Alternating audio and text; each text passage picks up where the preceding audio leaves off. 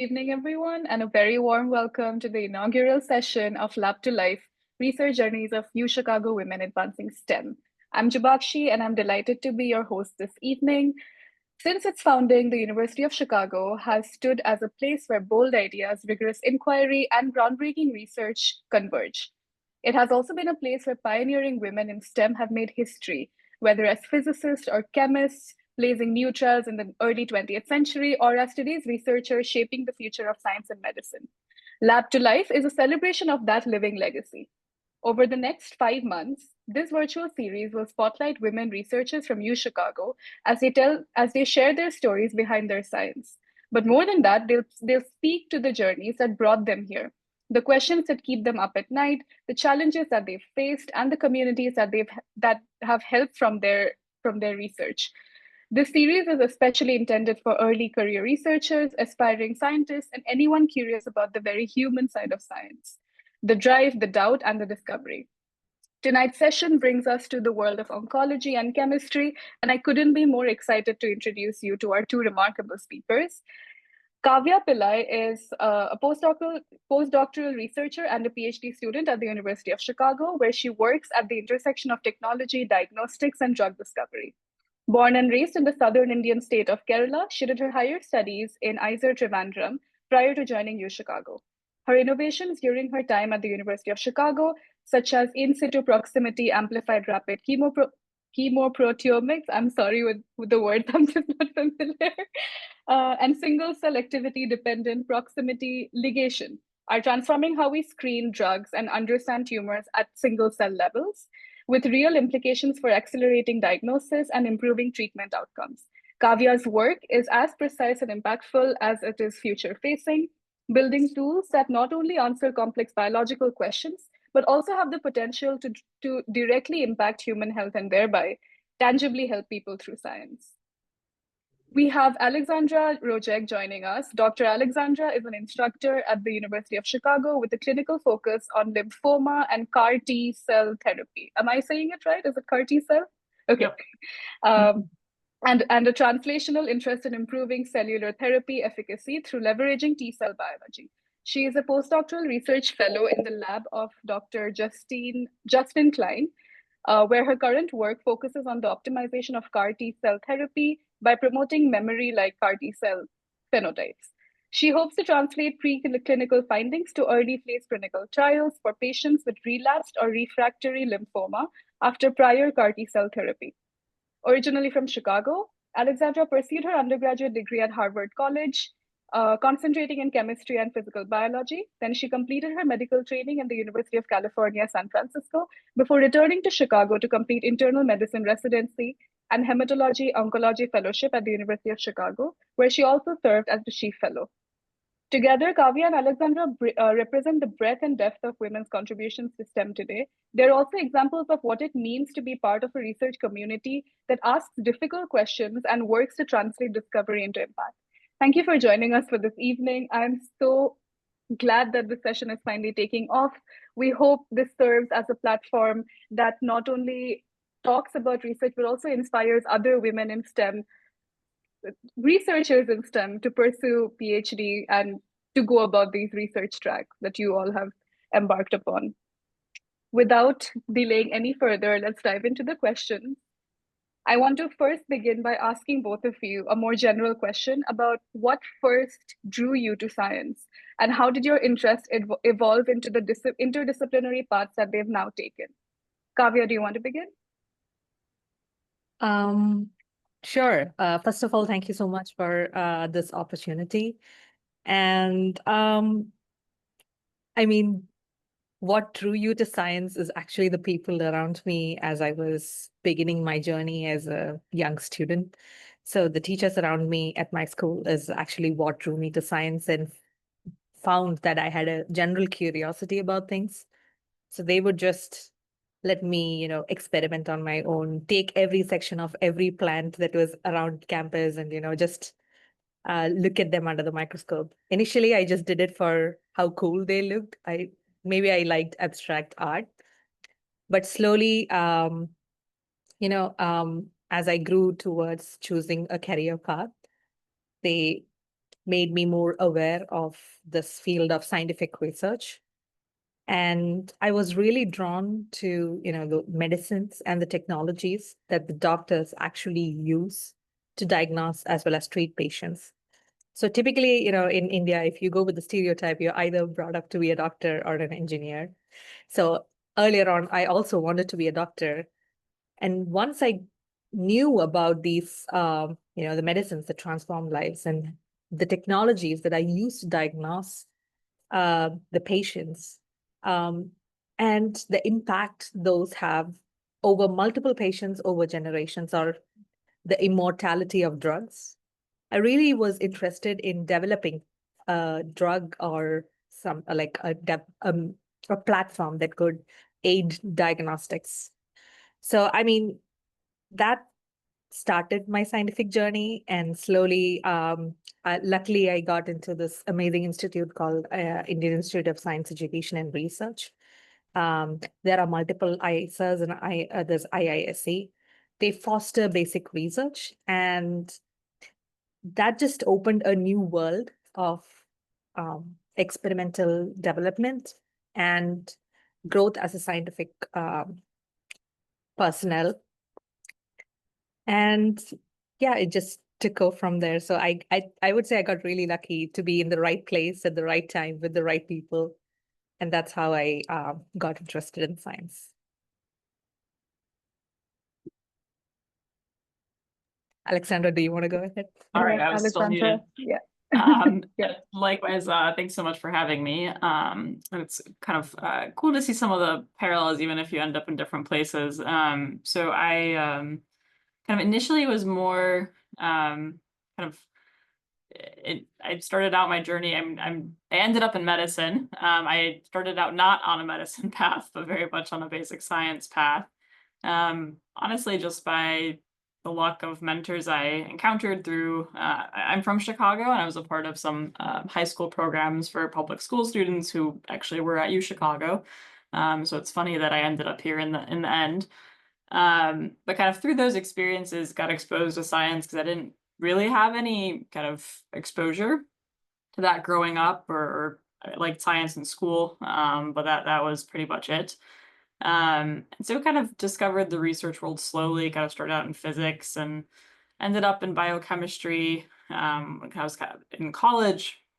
But kind of in a somewhat similar way to Kavya, I kind of wanted something that was wanted to work on something that was used, or, something more kind of closer to what patients needed and kind of that human aspect of it. And I think, all that basic science work is really, really important, and is the foundation of anything translational that we work on now. But just from a personal perspective, that's kind of the tie that I wanted to keep me motivated and kind of to motivate that research and those questions. And so ended up finding my way in medicine, and then after just the usual long medicine training that is here in the US, but really anywhere. Ended up going back to the lab, working on very different things than I used to. But I think at the end of the day, there's that direct connection to patients that really is the motivator for me. And that even, when you're having a bad week in lab or everything's failing, it's nice to be working on something where the end goal is very tangible to me. Even if I can't apply that specific thing, I may not have someone in mind, but I go back to see my patients and kind of see what the point is of kind of pushing that forward. And so that's kind of how I ended up here and kind of what drives me. It's so interesting to hear that it starts early, right? Like, I think that's just like you're just a curious person, and then the curiosity develops, and in our own ways, it always happens. What I found, what I want to ask you both about is that I think, Kavya, you've mentioned that although you work not with patients directly, but with samples, but Alexandra, you have an interdisciplinary background, like you did natural sciences, and now you're doing something very specific in medicine. So both of you bring in this interdisciplinary backgrounds to yourself, to your work. And is there ever a moment when this becomes challenging, or do you find that this is more empowering to have more access to resources, more access to disciplines? How does it work for you both? Okay, I think I can go first. So to me, interdisciplinary is mostly, I collaborate with people from the chemistry department. I collaborate with people from the clinical department. So sometimes, even though these are very, very, very similar in aspects, it kind of feels like when you meet in a room, I'm speaking in Hindi and the other person is speaking in Spanish. So you have to break it down and you have to highlight the points that kind of are useful and can be applied in the other person's field. And you have to figure out the useful and, you have to find the bridge somehow. You have to learn to speak the other person's language in a sense. So that it's what I have felt is the most challenging part. But once that bridge has been set up, you kind of feel like you have a superpower now. You are specializing in something, you can apply that superpower in the other person's field, the other person has another superpower. So it just brings like, and Hannah Montana once sang, you bring the best of both worlds and then you create something amazing that can help people a lot. So it can be challenging and daunting because um, you know, if you stay in one corner and not talk to people and not network and communicate, this translational work won't happen. The more people you talk to, the more people you connect with, the more people you speak science to and get them excited, the more work gets done. So that was an aspect that I did not have exposure to before joining UChicago, I think. So yeah, that's that's a challenge. Yeah, I completely agree. Although kind of, I think the one thing that's, the thing challenge for me, not having not just me, but my mentor as well. For example, there's kind of a community of us who are kind of more medically trained, but also end up doing science, is that, the challenge is that I don't have that formal PhD training or that kind of extensive science background for some questions or methods, and kind of that's where really leaning on the network of folks that do a lot of this kind of day in, day out has been really transformative and kind of pushing things forward. And like Kavya was saying, right, like everyone has their own different specialty and you can do a lot more. Sometimes it's hard to make those connections, and I think that doesn't, like, for me, that doesn't necessarily come naturally to just like go out and network. And for some people it does, but I think it's something that's important for, like, for example, in our immunology group, there's a cancer immunology seminar and things to foster this. And I think that's really important for leadership and kind of senior people to do, because it really helps those of us who are junior to kind of establish that, especially so when we don't have expertise and things that, adjacent areas we might be interested in. I think to your original question, of, working with kind of translational and patient samples, I think at the end of the day, it is sometimes harder because patients aren't straightforward, and they're not a model system, and they're not, things are not well controlled. But on the flip side, that's kind of the beauty of it in my mind, is that that's what life is, and that's what medicine is for us. And it's not clean and straightforward. Even when I'm just treating patients, there's guidelines, but people don't fit in those. And I think that's part of the beauty of science, is that we both try to be inspired by some of those challenges and differences, but also learn from them and kind of spin that around to take advantage of that and help the next person.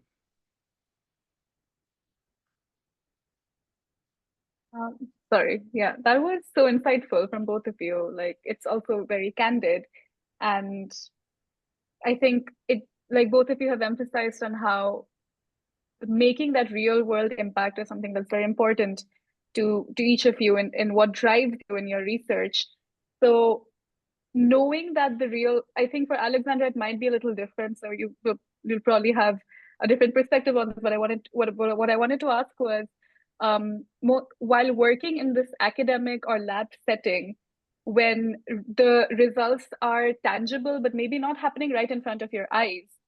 How do you sort of stay focused? How do you deal with if if at all there's a disconnect between seeing the results versus knowing that they exist? So maybe Alexandra, you can start since you have clinical experience as well. So there's less of a disjuncture there, perhaps. Yeah, I think yes and no, and that sometimes it's easier and that, you know, the results are there, but even, you know, most of my work right now is working on essentially a preclinical model of something that we're hoping to take to a phase 1 study. And I think most days I tell myself like, oh, this is so directly relevant. But the day-to-day still isn't. You know, and I say that in a candid way of that it's hard.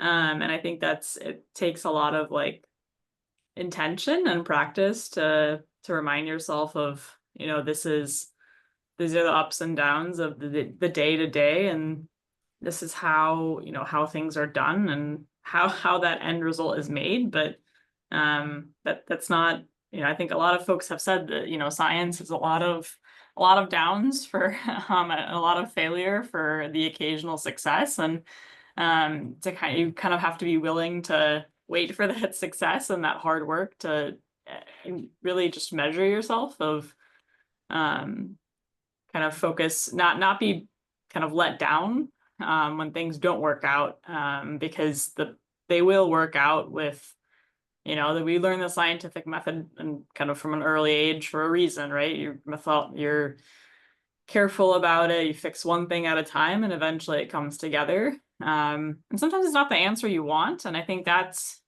maybe been a little easier for me to deal with more recently than when I was like a lot younger, like 10, 15 years ago in science, and that, you know, you really wanted a particular answer and it was disappointing when you didn't. And now that's, I think, a little easier in that with just the perspective of time and maybe medicine a little bit, and that the biology or chemistry or whatever you're studying, it is what it is. And, you know, our job is to kind of unravel those answers and kind of work with them. There's no right or wrong answer. There's just the answer of the science under it. And I think learning to work with that and kind of take that for what it is and just move on is one of the things that gets me through. I don't know if that ended up answering your question, but No, I think it absolutely did. Yeah. Kavya? Yeah. So I think I have a slightly different experience from Alexandra, or I should not say that. It's very similar in the sense that nothing ever works, and I just work for the one time and it actually works, and I get that adrenaline rush. So that's kind of you know, I science is a test of your patience and endurance, and you know, you have to keep working at it and work towards the goal that you are passionate about. And when you're in a lab setting and when you're going day to day, my day to day looks like I go to lab, I do an experiment, it could work, it could not work, and then I come back home. So I don't see patients, or you know, I sometimes you can forget the passion, especially when things get tough. And that's when I have a small, you know, a paper, like I just stick a paper right in front of my desk sometimes to remind me why I started and why I am here. So, but what really helps is the community around you. So when you're especially faced with difficulties, especially I'm a person who develops platforms. So it's like I have a problem and then I have to develop a platform to address that problem. That means it's like a puzzle. I have to bring multiple elements into this and try to fit it.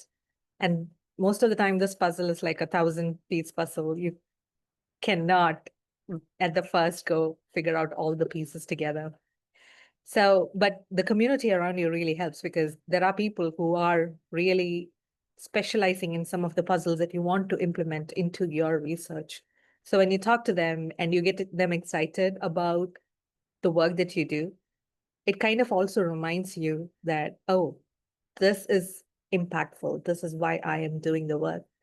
So we have a lot of seminars at UChicago where you can go and present. Then sometimes you don't understand the depth of importance of what you're doing, but when you talk to a person, the other person sometimes comes and validates you too. So it's it's a lot of as I mentioned, patience, endurance, and a couple of good people that keep you spirits up. And at the end of the day, you see FDA approvals, and I'm like, I want to get a FDA approval on a drug that I synthesized or discovered at some point in my life. That also keeps me going. It's great that you brought in about community, because that's what my next question was going to be, that these challenges that you've talked about, like what really, I really like the part where you have your little write-up where you remind yourself, like, this is where I've come from, this is where I want to be, and this is part of the process, like the experiments failing or not getting exactly like Alexandra says, sometimes the result is not what you were expecting. And just reminding yourself that this is part of the process. My next question is, how has being part of UChicago, the community there, whether it's the environment, your mentors, your peers, influenced your growth as a researcher and shaped your work even? And Kavya, I think you've already addressed this, so maybe you can take it up and let us know a bit more. Yeah. So I would say, I mean, at least I'm part of the UChicago chemistry department.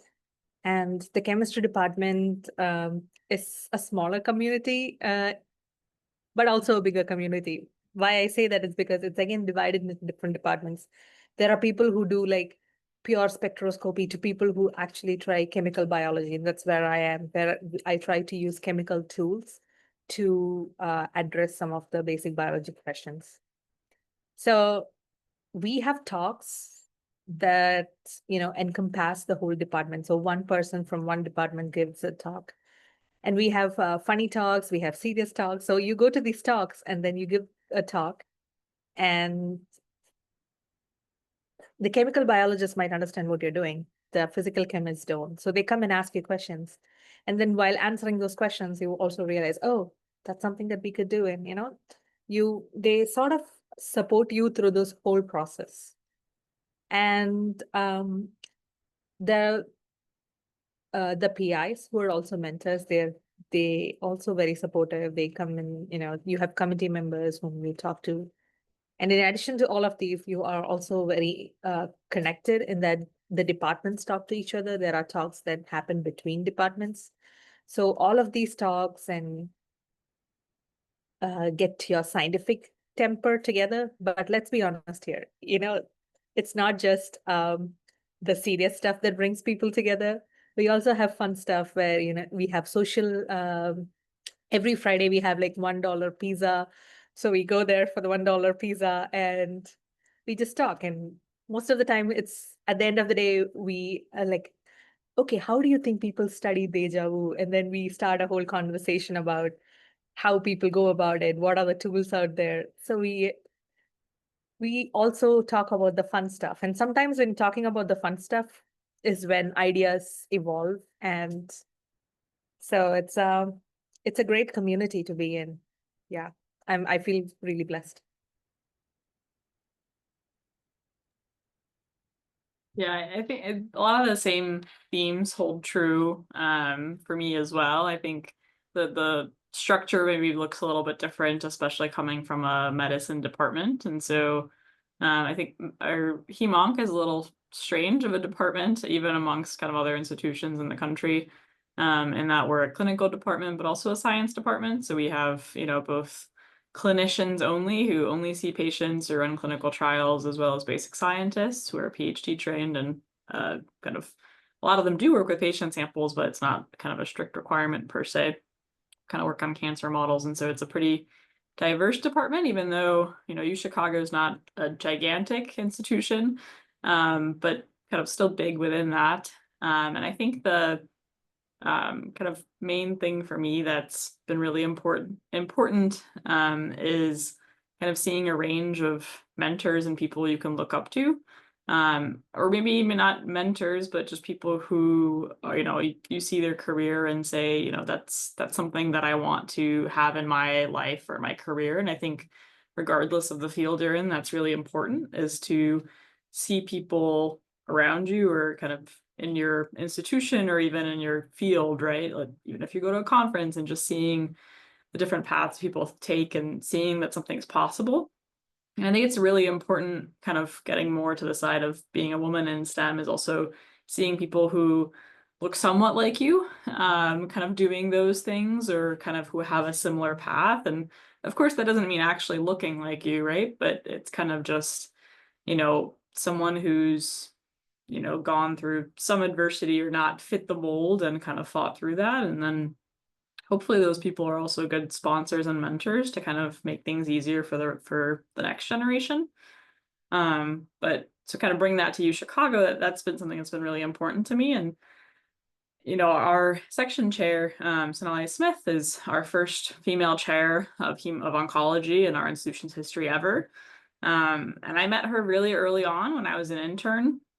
And she probably doesn't remember this at all, but I remember when she sat me down when I was an intern, and I know she remembers working with me, but she said sometimes it's the little things of, I remember she sat me down and said, what did I want to do with my career many years down the line? And I thought I wanted to go back to science at that point. And of course, then COVID and everything else happened, so the world took a little bit of a diversion. But I told her I wanted to do that, and she said something that was really powerful to me at the time, is that, we haven't done enough as a field to support women in science and women in the lab, and especially kind of from the medicine side and clinicians. And it's kind of hard to do all these things. And sometimes something as simple as that, of people just stating that and kind of acknowledging what you might feel or the challenges you face, is really, really important. And I think that's obviously not the only mentorship I've received from her or other folks, but I think it's moments like that where sometimes people just acknowledge something that you're dealing with, or the path you're on, or the kind of things you've had to get through, that really makes a difference too. So perhaps a little bit different angle than what Kavya was talking about, but just to give some other flavor. And even, and that holds true in many ways. I think even now that I'm more on the kind of the science end of things, having near peer mentors, of like a close friend of mine's a postdoc who doesn't work in my lab, and we don't work on the same topics, but being able to talk about some of those challenges, and then also get her, I get her advice a lot when things aren't working for me, and just having someone who's in your field at kind of at large, but has a different perspective, can be the key that unlocks a problem you're dealing with, whether that's an experiment or an interprofessional relationship, or kind of something on your career path of advancing in your career, or things like that. So I think all those mix of things are really important. And I found a lot of that at UChicago. That's not to say that, that doesn't exist elsewhere, but I think those are the keys that you really need to figure things out. And I think we're fortunate that UChicago has a lot of these things built in.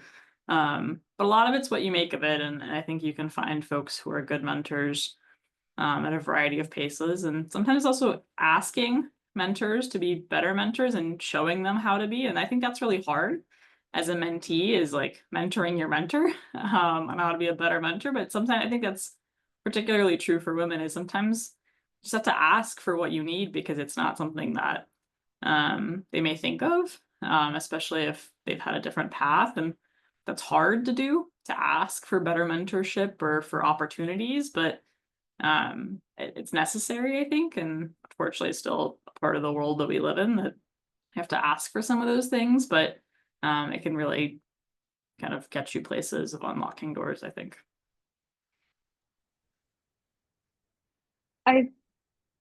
Wow, I think UChicago community, the both of you summed it up so nicely. I also felt like when I was doing my master's there, we also used to go for a lot of talks from other departments. So there's really, the community is overlapping in a lot of ways.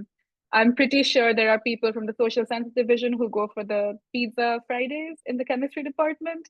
And yeah, like these are great initiatives by the university and each department to have people mingling with each other. And this just brings like it's just a question that popped up, that have you ever interacted with non-science students who come to these talks, and has that ever helped you like think of a new question or something of that sort? Has that kind of interaction ever taken place?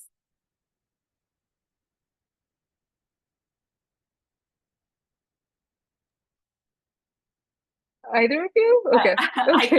I can say I think I might live in a bit more isolated of a world. Like, Yeah. I think in the like half my life is in the medicine world and half is here. But I think, we actually have one that Dr. Olopade runs, or kind of has been a huge part of, is, and as you're, saying, that there's been a lot of storied history of women in science. And so we have a series called the Janet Rowley Seminar Series, of course, a hugely important woman in cancer genetics. And it's actually a weekly seminar during the academic year that's designed to maybe not so much kind of humanities or social sciences, but it kind of blends clinicians and folks who are just on the medicine side, and then not all the basic sciences, but the cancer biology program, the immunology program, and kind of different backgrounds. And so it's really interesting to hear, sometimes there's very clinical talks, and scientists who may not, have never seen patients have really pertinent questions that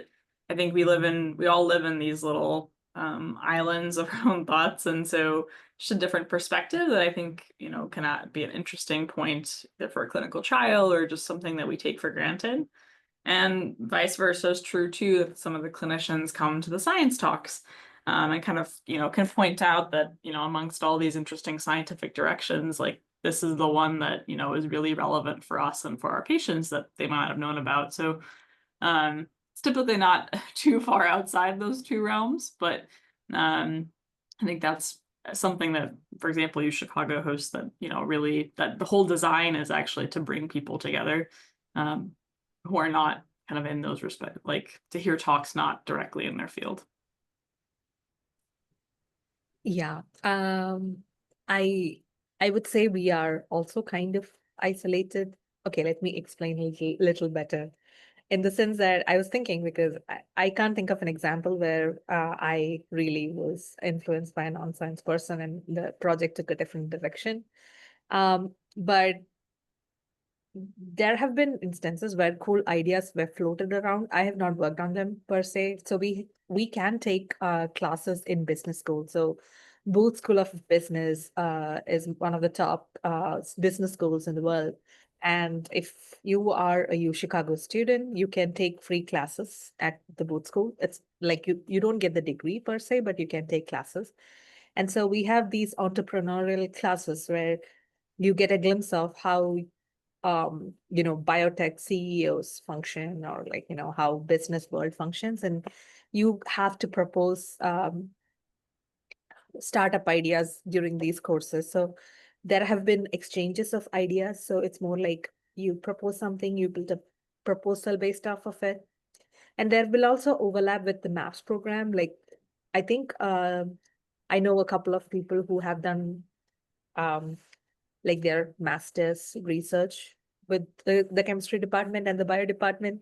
We have had a lot of fun with those people too, but they are science adjacent. I would say they're not too far fetched from science. So this is why, yeah, and we do outreach programs too. And it's funny because when we go talk to students, or there's this festival called the Southside Science Festival, where students from schools come. We set up small experimental tables to inspire young minds.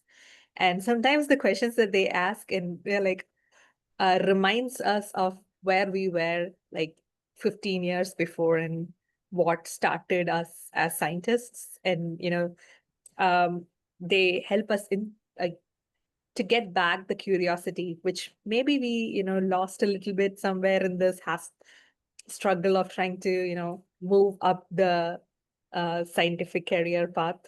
So that has also been something that has not so much of an idea, but they helped us remember why we started at some point. Both of you mentioned wonderful initiatives like Like really, it brings home the idea that it's through interactions and not in isolation that you can really get to the place where you want to be. And I think I want to now address one of the core ideas behind this webinar series and ask both of you, have you ever felt like your identity has shaped the kind of questions you've asked in your field, or has shaped which problems you have chosen to work with?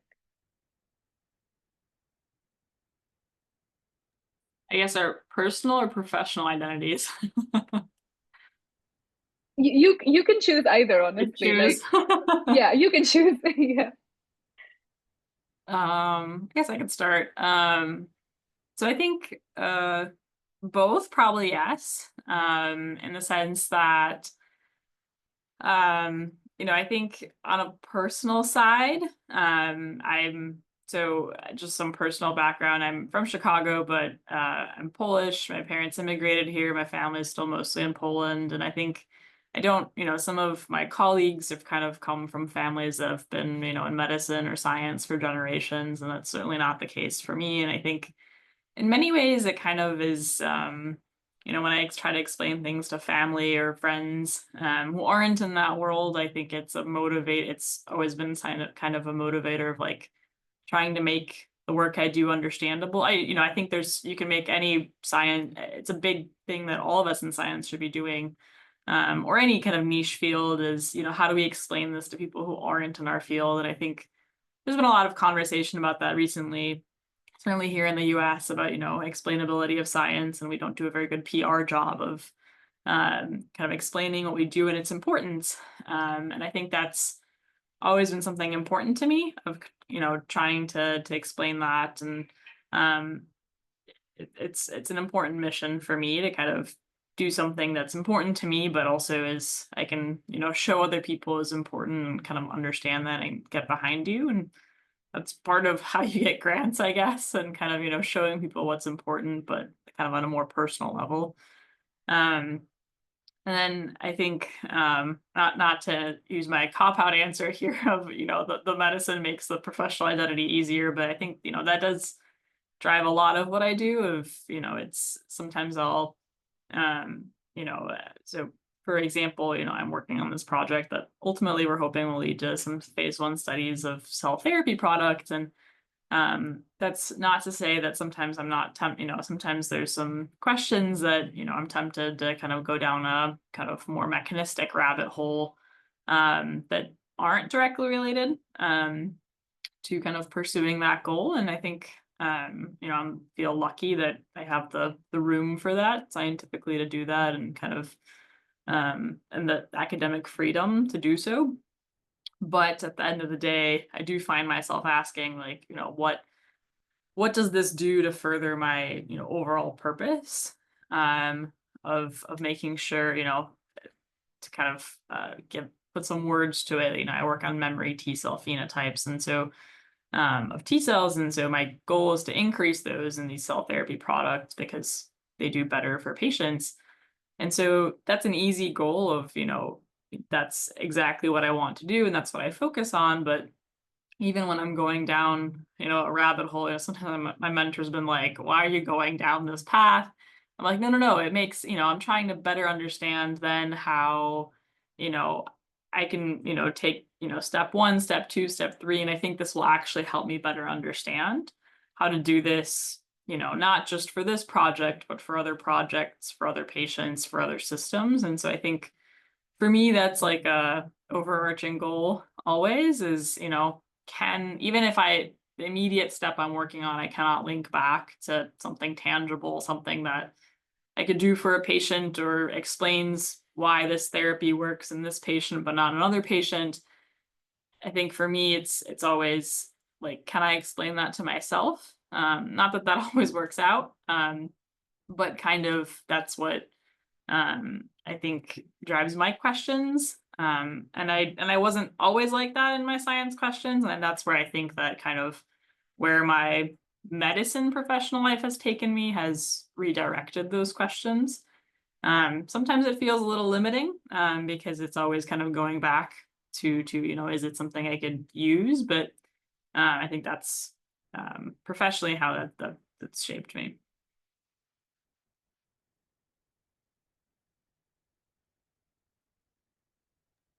Kavya, do you want to go ahead? Yeah. I was just trying to think about how my identity, both professionally and personally, affects. To be very honest with you, I think it has evolved over time. I did not,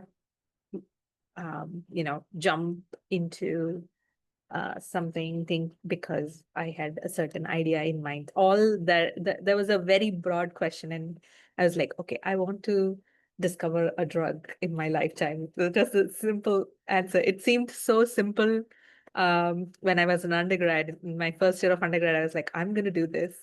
And 10 years down the lane, I can see how it progressed. So, for example, I come from Kerala, and recently, I've grown more interested in, neurodegenerative diseases because a lot of people in my family have suffered from Parkinson's or they have dementia.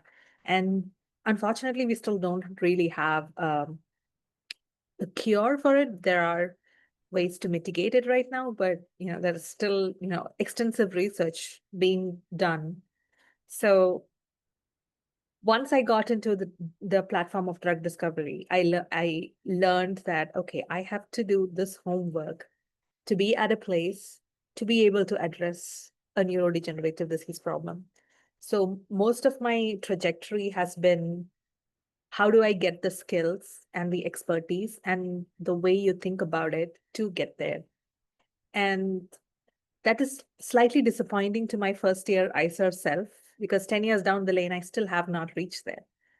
But that also gives you the perspective that this is not done overnight. Discovering, I might not discover a drug in my lifetime, but I can try. But so it's like developing innovative ways to get to a place that you might not get to, but you have to try your level best to get there.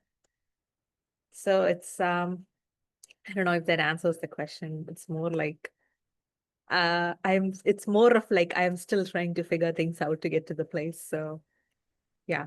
No, that absolutely answers the question. I think both of you like it's I think often that's like the part of person. like, oh, sorry. No, go ahead. Please go I think ahead. that's actually part of like the collective beauty of science, right? Is that each of us, like on our individual paths, like it may or may not work out, but it's kind of like that's where, being at UC or, it's like being a part of that community. It's like each of us doing that Yeah. stands a much better chance of collectively one of these avenues working or something working out. But I think it's hard on a personal level, right? Because like you want to make that happen. Yeah. But I think that's where it's helpful and necessary to have that community to know that like we're each trying these different attempts. And I think by each helping each other out and collaborating, some things will work. And I think we stand a better chance together to sort that out than kind of individually. Yeah. Yeah. Absolutely. Yeah. I'm gonna ask last two questions because then we can open the floor to questions. I wanted to ask, especially in your journey as women in STEM, and Alexandra, this is something you had addressed in one of the previous questions, that sometimes you need to mentor your mentee, like your mentor needs to be mentored by you. But as women in STEM, what kind of mentorship or community has there been at the University of Chicago that has particularly helped you sustain this journey in terms of your research, in terms of the ideas that have come about? Yeah, I can start. So I mentioned some of this. I think, it was funny. So the mentor, your mentor is actually a female mentor I had in med school who, like, my mentor taught me that statement. And she, very importantly, and this has stuck with me for a long time, and she said, there's mentors and then there's sponsors. And I think particularly, and that's, not a novel distinction, but I think one that has always like stood out in my mind that I think is very important for women in STEM is that you need good mentors, and those don't need to be women necessarily. But you also need sponsors. And I think sponsors being someone who will put your name forward for an opportunity or something, who are really not just help you with your project or your immediate goals, but really be that mentor behind your back, so to speak, not in a in a positive way, like when you're not in the room.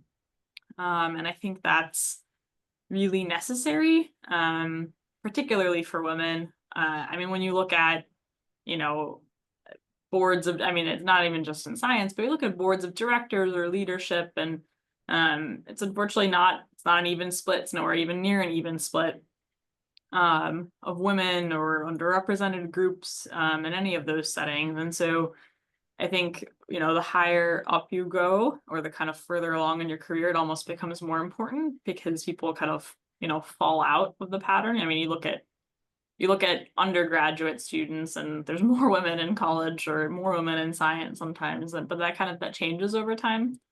And so I think that's something that's been increasingly important to me, I feel like, in my career, is having, you know, the mentorship where, you know, my department chair is a woman who's not doing science, but I think understands that world and has been a really important sponsor for me and has stepped up to speak up for me when I've needed it. But it's not just that. And one of my more important mentors who's really stepped up and been that sponsor is a man who's, you know, but I think understands that world or has an appreciation for it. And so it doesn't need to be that person. But on the other side of it, I think that I didn't appreciate even a few years ago is that some of those challenges will come up. That, you know, I think, you know, sometimes we'll ask ourselves as women is like, is this something that's a bias, or is this something, or am I just am I imagining it, or is this just everyone deals with this? And I think that's where I've been fortunate, just by chance, honestly, to meet some colleagues that even at other, honestly, mostly at other institutions, who are women, who are kind of just having that network of people going through similar things. It may not be the same field, not the same topic, but that's been so important to me, is just to have that kind of lateral colleague network to talk about some of those things and kind of share experiences. Because, you know, your mentor may have done X for you that was really helpful and kind of helped manage some of those things, but then learning from, you know, a good friend of mine who's another institution, you know, what has or hasn't worked for her, what her mentors have done, you know, I think that's then helped me ask for things of my mentors or of my sponsors, and kind of help move that along. And so, yeah, I think, you know, I think we've certainly come a very, very long way, but there's just still some of the ingrained practices or culture of science still sometimes isn't maybe so natural. I feel like for me as a woman in science, or even just being in a, you know, my sub-research community, or even our department, we don't have any physician scientists or women. And sometimes it's a little hard to kind of look at people you really look up to and be like, you know, they've been fantastic mentors and peers to me, but, you know, when something comes up, I can't, it's a little harder to go to people and be like, well, this feels challenging to me for X, Y reason. And so I think that's where it's been a little easier with time to grow that external community too, or even, you know, even in other departments or other institutions, to kind of all strengthen each other in that way. And that makes it easier. Kavya? Alexandra, I agree with you on many topics, but I would like to first address some of the key players in where I am right now. And all of them happen to be women for some reason. They just supported me so well. So the first person who told me that I'm good at research was one of my school women teachers, Jiva ma'am. And then the first person who gave me, welcomed me into the lab was an amazing researcher, Dr. Ruby John Anto from RGCB. And then I got into UChicago because I did an internship with an amazing women professor, Professor Yamuna Krishnan, and she has been amazing. And I'm giving this talk because I have been referred by Dr. Professor Fumi Olopade, and she is also amazing. So it's like I feel very honored to have this support system from women who understand the difficulties of other women who, and they're trying to bring give them a little push in their careers. So I'm grateful for the community. And the challenge as a woman in chemistry is mostly because, like, I was never taught to challenge authority or be the loudest person in the room. Um, so sometimes, you have to be the loudest person in the room to be heard, because there'll be a lot of people talking over you, and that didn't come to me naturally. And so I had a community of women who used to you know, reassure me and be like, oh, okay, you have these skills. You are good at what you do. So you should be confident and talk out and say the things that you want to say, because half the time you are right.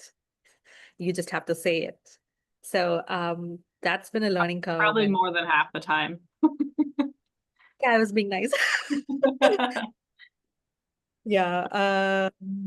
So yeah, I mean, I've had, you know, amazing people intervene at the right time. Sometimes I feel very lucky because of the support system, and I hope that I can be a support system to somebody in future.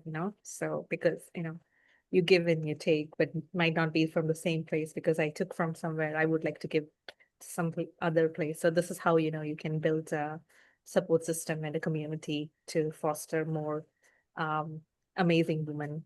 And we also have a women in chemistry club in the chemistry department.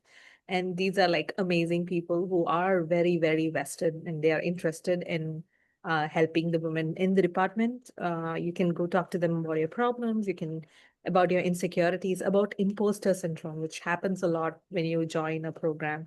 So yeah, just lean on to community and the people who are ready and willing to help other women out there.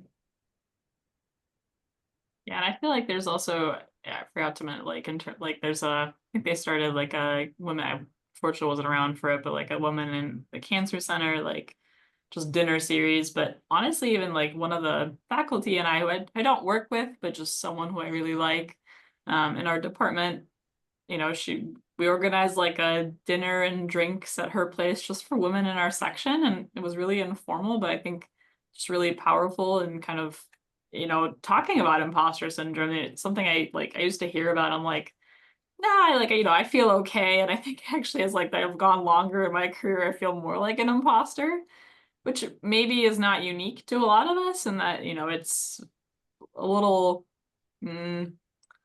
easier to not feel like an imposter when like you're in the earlier stages of school because everyone's on the same track. But that changes over time. And I think just, having this like informal community of, a lot of women had really interesting stories to share that like we don't talk about on a daily basis because you're busy doing what you're outstanding at. But I think that's an inherently beautiful thing about being a woman in science and STEM, is that we, I think, are really willing to share those experiences with each other, and I wish we had more of that.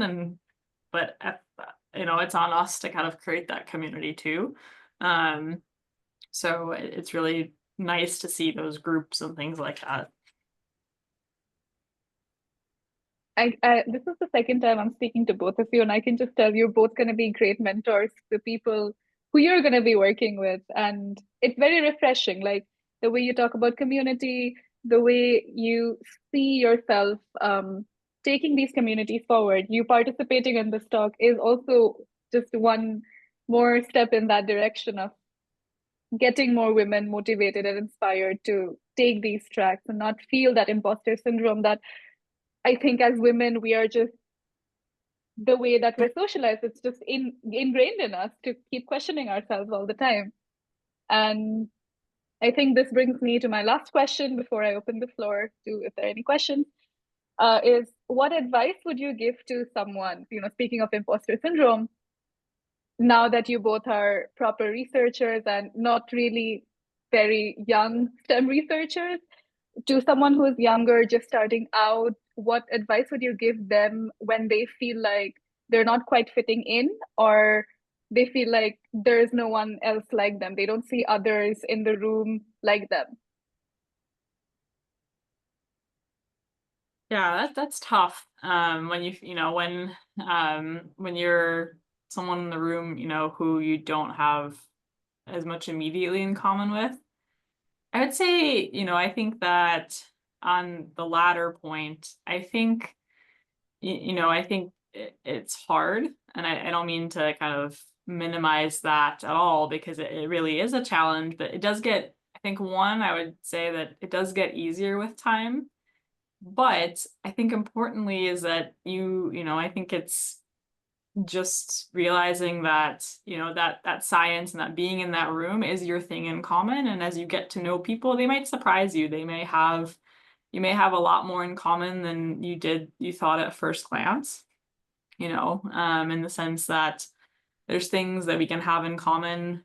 Even if you're the only woman in the room, you may find, shared ground of, to take a personal example of, I may not be in the room with someone who is a woman or looks like me or has a similar social background, but might find a lot of camaraderie with someone whose family or background is not in science, and, leveraging that. And I think that's a stepping stone. It's obviously not the same, but I think that can make you feel a little less other and a little bit more common with different folks. And so I think just, it is what it is, but also finding that, smaller pieces of common ground that will make you feel more like a part of it, and knowing that you have a seat at the table. I think to answer the I think the first question you asked is that I think I would tell someone who's younger who I also struggle with speaking up, or, even if I'm right, I also often sit there and think, I should have answered that question. I had the same thought,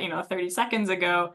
I think just, it's really hard to say, just speak up, or, just say, just answer it. But I think just really emphasizing that, just answer just push yourself once a session or once a talk, just to answer a question. And you'll be surprised that, you're often right, or, you're less wrong than you think you are. And I can guarantee you that most other people in the room are probably not wondering, should I speak up or shouldn't I? That just not questioning themselves in that same way. And so I think just in a way, being aware of that, just go for it. Because that's really the only way to get over it. And again, it really is hard, and it's not an easy thing to say. So I'm aware of that, because I still struggle with that. But the times that I have pushed myself, I'm like, oh, that wasn't so bad. Or, just knowing that, the guy sitting next to you is not thinking the same thing of, should I speak up or should I not speak up? They just speak up. And just asking for what's your due or what your worth is, knowing, just not being afraid to step up and say, I not want that, but I deserve this opportunity, or this is something that would be a good fit for me. And really showing up for yourself, because sometimes, maybe I'm a little, as you could probably tell, I'm a little bit more on the pessimist side, but sometimes you won't. I think the reality is that sometimes you won't have someone in the room who's a mentor who will step up for you, and you can do that for yourself sometimes, and step up and just ask for something, and you can be your own kind of, not mentor obviously, but you can step up for yourself, and the worst thing they're going to say is no.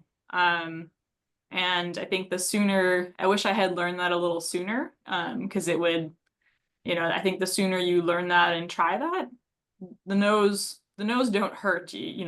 The worst you did is you tried. And sometimes really good things come of that. And so I think learn to take your place at the table because you deserve it. Know that other people are at the table are not questioning themselves in the same way, and you shouldn't be either. It's something that's inherent, I think, to, as you said, like how we're socialized, but there's also a lot of good that comes from how we're socialized. And I think just remembering that it's not just that, it may be harder for me to speak up, but it's a lot easier for me to empathize when I look at some of my other colleagues that can't do that or don't do that and can't learn it, quite frankly. So I think just remembering that that's a part of your strengths, and you can learn how to also step up for yourself and kind of push yourself forward, and having that community of mentors who will help push you along too, will get you far. Well, Alexandra, I don't know if I can add anything to that. You just summed it up so great. But I can say something. I think I was the person in that room who felt like I could not speak up, because when I joined the lab, I think I was the only other woman in the lab. So it's like woman graduate student. So it was a little daunting at first. And I kind of, it took me a whole solid 4 years to be at a stage where I was comfortable enough to ask questions. Maybe it was seniority, maybe I read more, and I became confident that I'm okay, I know my science now. But I would say it's like more like riding a bike. You're going to fall a couple of times when you start going, you're learning something new. Um, and you know, something like grow a thick skin, just ask the question. It's you practice a couple of times. There have been times when I would be like, okay, I'm going to ask one question today. One question, that's all. I just need to get that one question in today. And that was daunting. I used to go sessions without asking that question. And then slowly I realized, okay, yeah, I can do this too. And it also it also comes from a sense of camaraderie, as you mentioned, because I had other women join the group, and then we also sense, okay, there was more sense of comfort. But sometimes, as you mentioned, you might not find that comfort. So you kind of have to build that comfort around you. But I would say start small and try not to overthink.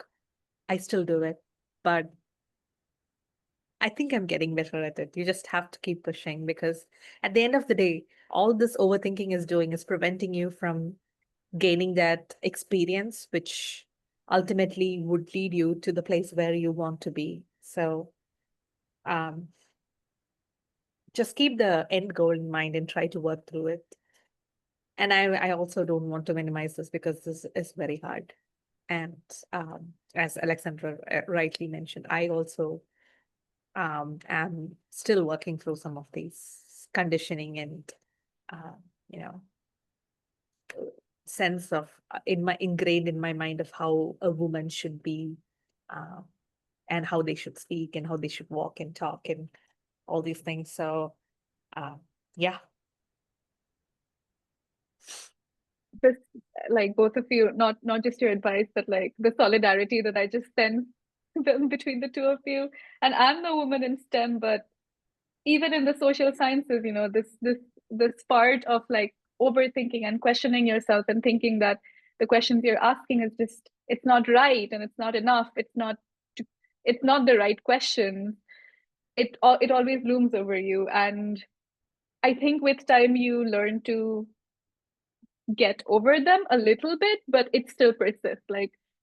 Like you said, you're still trying to fight that battle and come out of it strong. But I think the advice that both of you gave, it's so helpful. It's so helpful to remember these points. And yeah, with this, I would like to open the floor to questions. If there are any to our audience, you can put your questions in the Q&A box. And until then, I was thinking of like one more question just popped up, and I thought it was a fun question that maybe our viewers can see later on YouTube. Are there any maybe books, series, podcasts that you would recommend that you guys really listen to that I don't know, that it doesn't have to be related to the women in STEM part, but that you would like to recommend to other women out there who are trying to get into research, like STEM research? I think just hearing about Alexandra's work, it made me think of House MD. But one thing, like it's a great show, and but one thing about it is, again, like there is so much. I feel like the gender balance is not very fair there in the show. But if you guys have any recommendations for even books, then even if you can't think of them right now, do send them over to me. I can include them. I can share it in a post or something. It's not one, it's on my to read list. So the caveat that I haven't read it, but it was recommended to me by a friend. The book by Caitlin Carrico, or Carrico, I don't know exactly how to pronounce it, on kind of her life and her work on mRNA vaccines, I've heard is very powerful in the sense that, you know, she, even just knowing her story, she was told, no, you're crazy, so much. And her persistence through so many personal, you know, challenges and kind of and professional ones and scientific ones, and that ultimate kind of that ultimate adrenaline run, you know, rush of this, you know, it did work, and it transformed so much in science. You know, that's a book that I'm looking forward to reading once I'm, you know, done with my stack of papers. That's never ending. But that's kind of one more thematically relevant that I've heard is very, very good. I'm trying to think. I mean, there are women who have inspired me as a scientist, and Rosalind Franklin is one of them. So The Dark Lady of DNA by I think I was looking up the author because I forgot. It's by Brenda Maddox. So that was a good read. And I listen to talks usually, like, there are amazing women scientists who also have recently there's been a lot of Nobel Prizes to, Jennifer Doudna, I'm forgetting the psycho-optime, I'm forgetting names right now, but okay. Yeah. So there are like amazing women out there who, who inspired me. And mostly my superheroes are sometimes, not the very famous people. My superheroes are sometimes the people who work with me. So, I mean, I learn a lot of small things from the people who work with me.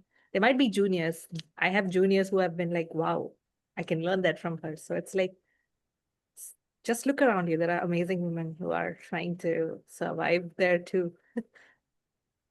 And I think that's a really good point of it. It's not always someone who's senior or Nobel winner you can look up to, but sometimes it's someone who's junior to you, but just like did something or said something that, you can adopt. I think that's how a lot of this gets easier.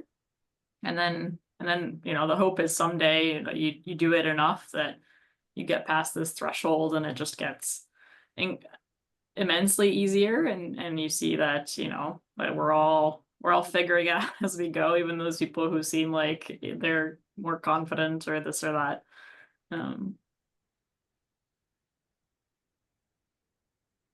It's 7:40 here and we're 10 minutes over time. I don't want to take into your mornings either. I don't see any questions, but if there are any questions, these videos will be posted on YouTube, all the videos of this series. So we'll be in touch. We'll connect you to people if we get any emails about your work. I'm sorry I didn't give you both much space to talk about your own research. I think I should have done more justice to that, just about your own work. But thank you so much for taking the time to join me in this very early morning and for kickstarting the series. And I hope to see both of your work achieve where you want it to be. And it was lovely. This was a wonderful session. My heart is so warm. And yeah, I really look forward to being in touch. Likewise, thank you so much for this opportunity, in connecting with other women out there or other people out there who are looking for opportunities, and feel free to connect people with us if, and we'd be happy to talk about science. And one thing we are always happy to talk about is the science that we do, because we are so excited about it. But also draw other people to do science with us. So happy to chat with anybody out there. And thank you for this opportunity and the exposure. Yeah. Feel the same. Thank you for having us. And it's always, even nice to, to talk as a group. And I think always makes me feel more uplifted and positive about, that community, and even folks you haven't, you don't know well otherwise, have these shared experiences. And even that makes you feel a little less like, a little less on an island, Absolutely. Thank you so much, both of you, Kavya, Alexandra. You have a good day. And yeah, see you soon. Okay. Bye-bye. Bye.